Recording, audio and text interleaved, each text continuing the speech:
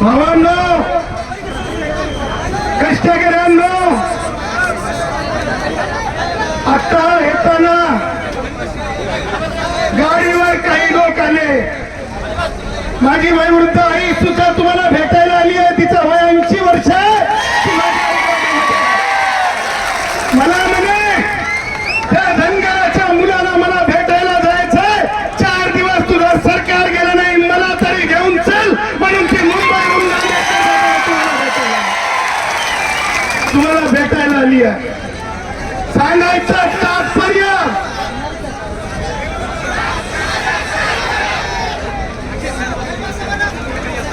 भावांनो, मला तुम्हाला सांगायचंय, भावांनो, मला तुम्हाला सांगायचंय, आपण जे आहोत संविधानाला जोडलेले आहोत. आपण संविधानाला फारकत घेतलेले नाही. त्या डंक्याची छूट आपल्याला दाखवून द्यायची. हम फारकत वाले नहीं है, संविधान से गांठ मारने वाले हम हैं और हम धनगर हैं, और हम धनगर हैं, और हम धनगर हैं. भावांनो, जेव्हा मी नागेवाडीच्या पुढे येत होतो त्यावेळेस सोबत असलेल्या जयश्रींनी, ऍडव्होकेट जयश्री पाटलांनी माझ्या छोट्या मुलीला 5 वर्षाच्या ज्या आपल्या मेंढ्या घेऊन माझा धनगर भाऊ पुढं आपली कुटुंब घेऊन चालत होता, तेव्हा माझ्या मुलीला आता तिने दाखवलं सी द शिप्स, आणि ती महिला आणि ती कुटुंब चाललेलं आहे. म्हणजे ही अवस्था आजही या तापत्या उन्हामध्ये या काळातही माझ्या आदिवासी असल्याचं, एका ठिकाणाहून दुसऱ्या ठिकाणी जाण्याचा हा डंक्याची चोट आहे. भावांनो, मी तुम्हाला भेटीला आलो, हे मी तुमचं माझं रक्ताचं नातं म्हणून आलो, हे मला तुम्हाला सांगायचं. भावांनो, मी इथं कोपराला गुळ लावायला आलो नाही किंवा स्टंट बाजीला आलो नाही. हे माझं आहे आणि माझं आहे. लक्षात घ्या, मला बोलताना फार राखून तोलून आणि संविधानाच्या आधारे बोलावं लागतंय, कारण मी कोर्टामध्ये मांडत असतो. मी हीच त्या वेळेची वाट पाहत होतो की ह्याच वेळेपासून सुरुवात होणार होती आणि हेच आहे जे धनगर एसटी आरक्षण देऊन जातं. चला थोडं कायदेशीर बोलू आता. शांततेनं ऐकणार, शांततेनं ऐकणार. मी बोलू का? मग शांतपणे ऐकणार का?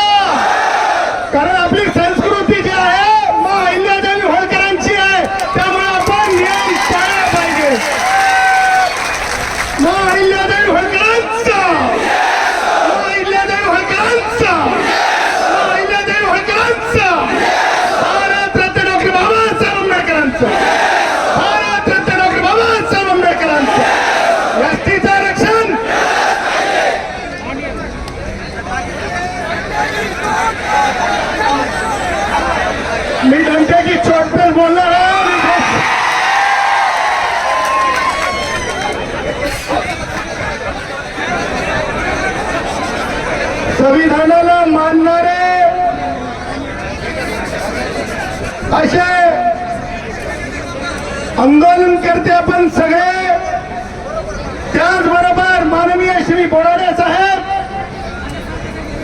जे आत्मक्लेश एकत्रित करून आपल्या धनगर भावांना एसटीतून आरक्षण मिळण्यासाठी खरोखर आत्मक्लेश एकत्रित करून कोणताही ढोंग न करता समाजासाठी सत्य देणं उपवास धरून, सत्य देणं उपवास धरून आपल्यासाठी उपवासावर बसले, त्यांचं मी अगोदर हार्दिक हार्दिक अभिनंदन करतो. आंदोलन अनेक होतात, परंतु त्याच आंदोलनाची चर्चा होते बोराडे भाऊ. त्या आंदोलनाच्या नियतीमध्ये आणि नीतीमध्ये कोणती खोट नसते, म्हणून तुमचा विजय निश्चित आहे. धमकी की चोट पे स्थित आहे. एकदा कायद्याचा बोलत असतो आणि तसाच होत असते, आणि तसं आपण सगळ्यांनी अनुभवलेला आहे. नाही म्हणजे नाहीच असतं, हे आपण सगळ्यांना बघितलं. भावांनो, अहिल्यादेवी होळकरांचे विचार आणि त्या तत्कालीन त्यांचे राजपद्धती, त्याचबरोबर भारतीय संविधानामध्ये दिलेले अधिकार, हे दोन्ही विचार संविधानातल्या आणि अहिल्यादेवी होळकरांचे हे सारखेच आहेत. हे मी डंक्याची चोट पे तुम्हाला सांगतो. अहिल्यादेवी होळकरांचे विचार आणि भारतीय संविधानामध्ये दिलेले आरक्षणाचे विचार, आरक्षणाच्या तरतुदी ही माणसाच्या पूर्ण विकासाची तरतूद आहे. याचं उदाहरण द्यायचं झालं तर अहिल्यादेवी होळकरांच्या काळामध्ये आपण ज्या प्रकारे पाणी पिण्यासाठी पाणवटे हे करण्यात आले, त्याला आपण काय म्हणतो, पाणी पिण्या बारवा तयार करण्यात आल्या. त्याच बारवा कशा प्रकारे असाव्यात आणि माणसाला पूर्ण आयुष्य चांगलं जगता यावं, त्यासाठी भारतीय संविधानाच्या आर्टिकल 31 मध्ये भारतरत्न डॉक्टर बाबासाहेब आंबेडकरांनी तरतूद करून ठेवली, आणि ती तरतूद अहिल्यादेवी होळकरांच्या विचाराची आहे.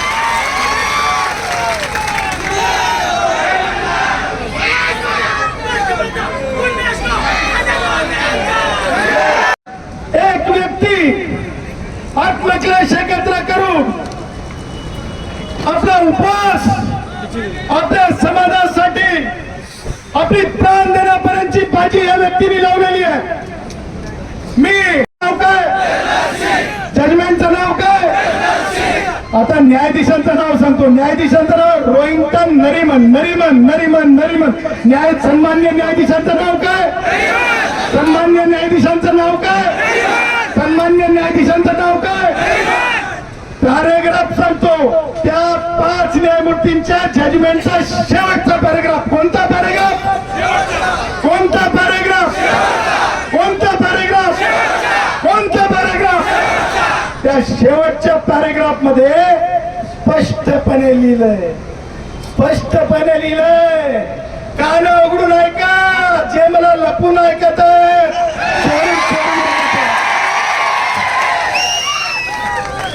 कान उघडून ऐका. त्या पॅरेग्राफ मध्ये लिहिलंय, अरे अनुसूचित जाती, अनुसूचित जमातीचे वर्ग येतात, त्यांचं मागासले पण तपासण्याचीच गरज नाही. त्या पॅरेग्राफ मध्ये लिहिलंय की माझ्या धनगराकडे काय आहे, कशाला मागास आहे. तर मी अनुसूचित जमातीचा काश्मीर पासून कन्याकुमारी पर्यंत अनुसूचित जमातीत मोडत असेल तर मागासले पण मोजण्याची गरज नाही, असं 5 न्यायाधीशांनी सांगितलंय. म्हणून डंके की चोट पे धनगर एसटी है, डंके की चोट पे धनगर, डंके की चोट पे धनगर, अरे डंके की चोट पे धनगर. कष्टकरी भावांनो, आज कायदेशीर बोलून गेलं पाहिजे, कारण ही शिस्त आहे. मला तुमच्यामध्ये दिसणारी माणुसकी आहे, तुमच्यामध्ये दिसणारा आपलापण आहे, और तुम्हारा और मेरा रिश्ता खून का है भाई, खून का है. कष्टकरी भावांनो, पुढच्या 5व्या मुद्द्याकडे जाऊ. तुम्हाला सांगतो, आमची माणसं एसटी आहेत आणि म्हणून आमची भाषा सुद्धा, आम्हाला एसटीचे हक्क जर तेव्हा दिले असते तर थोडी थोडी पुढे गेली असती. आणि आमच्या भाषेचा जर एवढा राग येत असेल तर आम्हाला एसटी रिझर्वेशन देऊन टाका, आमचा सुद्धा प्रचंड प्रचंड असं आमची प्रगती होईल. आणि जर तुम्ही आम्हाला एसटीचं आरक्षण देणार नसाल, आम्हाला मिळणार नसेल, तर आमच्या भाषा अशीच राहील, डंकेची चोट अशीच राहील. भावांनो, मला माहिती आहे, मला माझा धंदा रेतीचा नाही, माझा धंदा रेतीचा, मी टिप्परवाला नाही. घेऊनच राहणार सर्टिफिकेट, एसटीचं सर्टिफिकेट घेऊन राहू, दीपक बोर्डांच्या हात मजबूत करू. तुम्हाला सांगतो, आज ज्या प्रकारे दीपक बोराडे साहेब, तुम्ही ज्या प्रकारे लढतात, तुम्हाला सेल्यूट आहे, तुमच्या कार्याला आमचा सेल्यूट आहे. तुमची प्रकृती चांगली राहो ही आमची भगवंताच्या चरणी प्रार्थना आहे. भावांनो, हे प्रकरण केवळ रस्त्यावरली लढाई नाही, तर न्यायालयात सुद्धा आपल्याला ही लढाई लढावी लागेल आणि ती डंक्याची चोट लढावी लागेल. भावांनो, लक्षात घ्या, उद्या आपल्याला भुलभुलैयामध्ये टाकलं जाईल. आपल्याला म्हणतील की मागास आयोगाचा रिपोर्ट लागतो. धनगर भावांसाठी बोराडे तुम्हाला इथे मुद्दा सांगत आहे, लक्षात ठेवा. तेव्हा सांगा की जर्नल सिंगच्या जजमेंट मध्ये मागासले पण तपासण्याची गरज नाही असं लिखित सर्वोच्च न्यायालयाचं आहे. त्याच्यामुळं इतरांना मागास ठरवताना जे मापदंड आहेत ते धनगराला ठरवताना नाही, हे मी तुम्हाला त्यांच्याची चोख सांगतो. एवढ्या दिवसाचा उपवास आणि या उपवासावर एक पोट किडक आणि वारंवार मला हे सांगितलं की प्रमाणपत्रावर सर बोला. मी तुम्हाला सांगतो, इतरांना जर एका बॉन्डवर देत असतील तर मला बिना बॉन्डचं एसटीचं सर्टिफिकेट तुम्हाला द्यावं लागेल, कारण सुप्रीम कोर्ट सांगतो. सुप्रीम कोर्टात कोणी मोठं आहे का? मला सांगा, ज्या दिवशी आपण एक प्रतिकात्मक आंदोलन ठेवू, ज्या दिवशी असं ठरलं महाराष्ट्रामध्ये एका तहसील एका डेप्युटी कलेक्टर कार्यालयाला जातीचं प्रमाणपत्र द्या म्हणण्यासाठी, त्या दिवशी बोराडे साहेब असतील, त्याचबरोबर धनगर भावांमध्ये नेते असतील किंवा मी असेल, मी तुमच्या सोबत जात प्रमाणपत्रासाठी येईल, हे मी तुम्हाला पुन्हा सांगतो. जे कोणी ऐकत आहे, सरकार मला ऐकताय, मला माहिती आहे, कारण मी संविधानाचं बोलतो म्हणून सरकार सुद्धा माझं ऐकताय. विरोधकांना सुद्धा मी विचार करायला भाग पडत असतो. किती जरी वयोवृद्ध असले तरी माझं ऐकावंच लागतंय, कारण मी संविधान सांगत असतो. भावांनो, कायदेशीर बोलताना पहिली पायरी सगळ्या लक्षात ठेवा. सगळे तुम्ही प्रशिक्षित झाले पाहिजे, उत्तर देता आलं पाहिजे. पहिला मुद्दा सांगत आहे, डोक्याच्या खिडक्या उघडा, जे सांगत आहे तो ते ऐका. पहिला मुद्दा कायदेशीर, हम धनगर है. कौन है? हम कौन है? हम कौन है? दूसरा मुद्दा, दूसरा मुद्दा, सगळे शांत बसले तर बोलणार, नाही तर नाही बोलणार. दुसरा मुद्दा कायदेशीर, दूसरा कायदेशीर मुद्दा नोंद करा. हम क्रिमिनल ट्राइब है, क्रिमिनल ट्राइब है, क्रिमिनल ट्राइब है. लक्षात ठेवा. काय झालं? ऐका सगळेजण ऐकायला ना, साले हे मीडियावाले भलतच काहीतरी करतील, इनका भी भाई बहुत कम भरोसा करना. ऐका, क्रिमिनल टाईपचा अर्थ असा असतो, इंग्रजांच्या काळामध्ये जे समुदाय, जे वर्ग आदिवासी आदिम आहेत, त्या वर्गांना इंग्रजी हुकुमतीमध्ये 1800 शतकामध्ये क्रिमिनल टाईप म्हणलं गेलं. आणि ते क्रिमिनल टाईप म्हणजे दुसरे कोई नहीं, हम धनगर है, हम धनगर है. क्रिमिनल ट्राईब आहोत. क्रिमिनल ट्राईब जे आहेत त्या ट्राईब्सला देशभरामध्ये, भारताच्या सगळ्या सीमांमध्ये, हिंदुस्थानाच्या सगळ्या सीमांमध्ये, काश्मीर पासून कन्याकुमारी पर्यंत माझ्या क्रिमिनल ट्राईब्सला काय संबोधलं गेलंय, तर ते शेड्यूल ट्राईब संबोधलं गेलेलं आहे. आणि जेव्हा संविधानिक दृष्ट्या आम्ही अनुसूचित जमाती आहोत, तर डंके की चोट पे धनगर एसटी है, धनगर एसटी है, धनगर एसटी, अरे Dhangar ST, Dhangar ST, Dhangar ST, Dhangar ST.